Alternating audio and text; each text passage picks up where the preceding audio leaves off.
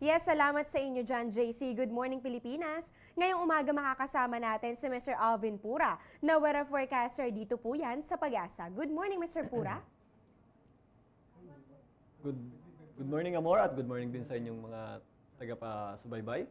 Mr. Pura, kahapon po ay naglabas ulit ang Pag-asa nitong tinatawag natin na weekly weather outlook. So para bigyan ng ideya ang ating mga kababayan sa kung ano nga ba nga asahan natin magiging lagay ng ating panahon sa buong linggong ito, bigyan natin sila ng overview, ano ba ang laman nitong weekly weather outlook para sa linggong ito.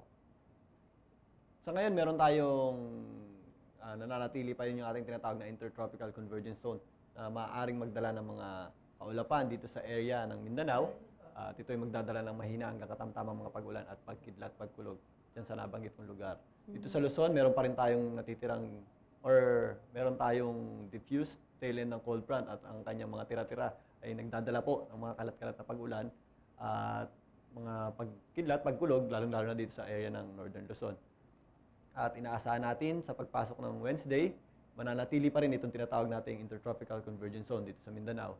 Sa Visayas naman ay magkakaroon tayo ng easterlies or nandiyan pa rin yung ating tinatawag na easterlies na magdadala ng bahagyang maulap lamang na kalangitan at mga isolated at localized na mga thunderstorms. Dito sa Luzon at ang natitirang bahagi ng bansa ay magkakaroon din tayo ng mga bahagyang maulap na kalangitan at mga localized or isolated na mga thunderstorms. Sa pagpasok ng Thursday ay naasahan natin itong trough or extension ng low pressure area na maaaring makaapekto dito po sa area ng Mindanao at sa ibang bahagi ng Kabisayaan. At ito ay magdadala ng mahina hanggang katamtamang mga pag-ulan at pagkidlat, pagkulog sa nabanggit kong lugar. At pagpasok naman ng Biyernes, mananatili pa rin itong intertropical convergence zone natin at ang ating trough ng low pressure area. At dito naman sa Luzon at Central Visayas, kasama ng Metro Manila at southern bahagi ng Luzon, ay magkakaroon tayo ng maulap hanggang sa maulap na kalangitan na may mahina hanggang katamtamang mga pag-ulan at pagkidlat, pagkulog. Dahil po yan doon sa ating tinatawag na frontal system or itong ating diffuse tail end ng cold front. At inaasahan natin na ito ay magpapatuloy sa Sabado at Linggo.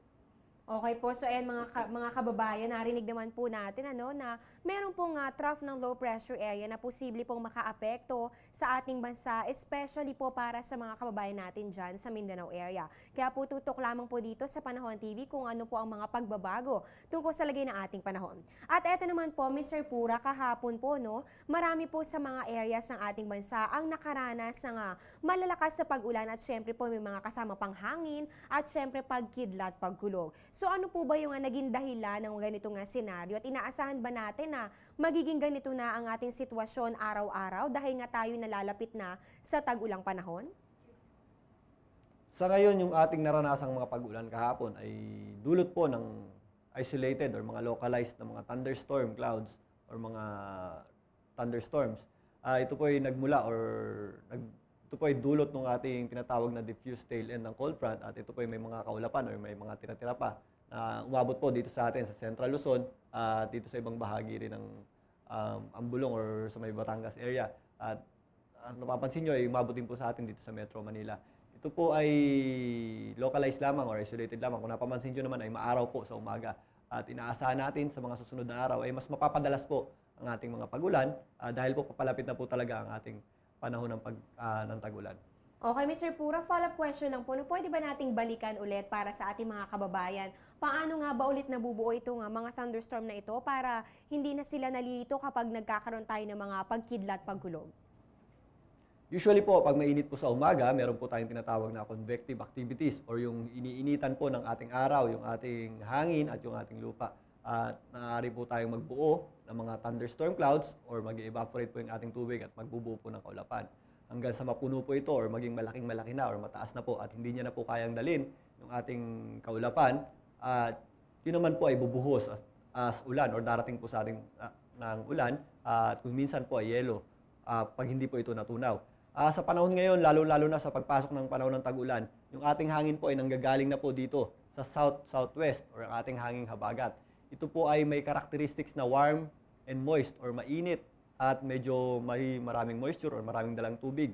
Ito po ay pabor or mas madali po tayong makabuo ng mga thunderstorm clouds na siya naman po talaga nagdadala ng mas madalas po na pag-ulan dito sa ating bansa. Okay, ayan po, maraming salamat, Mr. Alvin Pura, sa inyong binahaging impormasyon tungkol sa lagay ng ating panahon. Maraming salamat din, Amor, para po sa ating mga kababayan, lalong-lalo na sa palapit na panahon ng tag-ulan. Ugaliin na po natin magdala ng payong upang maging handa po tayo pag may bumuhos na ulan. At kung wala naman po tayong gagawin or wala tayong kailangang gawin sa labas ng bahay, manatili po tayo sa loob ng bahay upang maging ligtas tayo sa anumang sakuna at peligro or sa abala na dala ng mga pag-ulan natin. Ayan po, maraming salamat po ulit sa inyong payo. Natunghayan nga po natin si Mr. Alvin Pura na weather forecaster ng Pag-asa. Magbabalik po kami matapos ang isang paalala. Download the Air 21 mobile app on your iPhone to avail of shipment tracking, rate calculator, and locations listing. Air 21 mobile app is also available on iPod Touch, iPad, Android, and BlackBerry. Know more about the Air 21 mobile app on air21.com.ph. At yan muna ang latest mula dito sa Pag-asa. Ang iba pang detalye tungkol sa lagay ng ating panahon, yan po ang ibibigay ko sa inyo mamaya. Ako po si Amor La Rosa. Magandang umaga. Balik sa inyo, Sandro.